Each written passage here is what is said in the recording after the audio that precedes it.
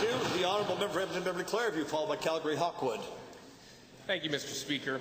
Alberta families are finding themselves more and more stretched each month when they sit down at the kitchen table with their budget. Now, on top of paying some of the highest rates in the country for housing, food and utilities, this government's also expecting Albertans to pick up an ever-increasing part of the tab for their children's education. The Calgary Board of Education is struggling with their annual budget. Shortfalls in funding from the government year after year have left them with only bad options. Hardworking families are now faced with increases of up to 53% for some fees.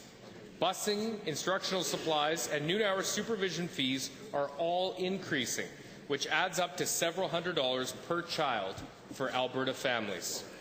For one Calgary family already pinching pennies, this means fees of $1,280 next year, nearly double last year and 4% of their annual family budget. Calgary is not unique. School boards across the province are struggling to find ways to continue to provide a top-notch education with little support or commitment from this PC government. Funding on a per-student basis has been decreasing province-wide for 4 years. In Edmonton, busing and supervision fees can already add up to $500 per student, and the board may be forced to increase these in June. In Rockyview, transportation fees increased by over 25% last year, and now families are faced with another 20% this year. Thanks to this government's misplaced priorities and short-sightedness, more and more costs for important public services are being downloaded onto hard-working Albertans.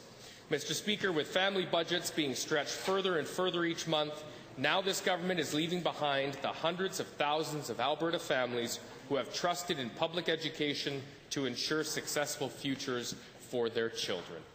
Thank you, Mr. Speaker.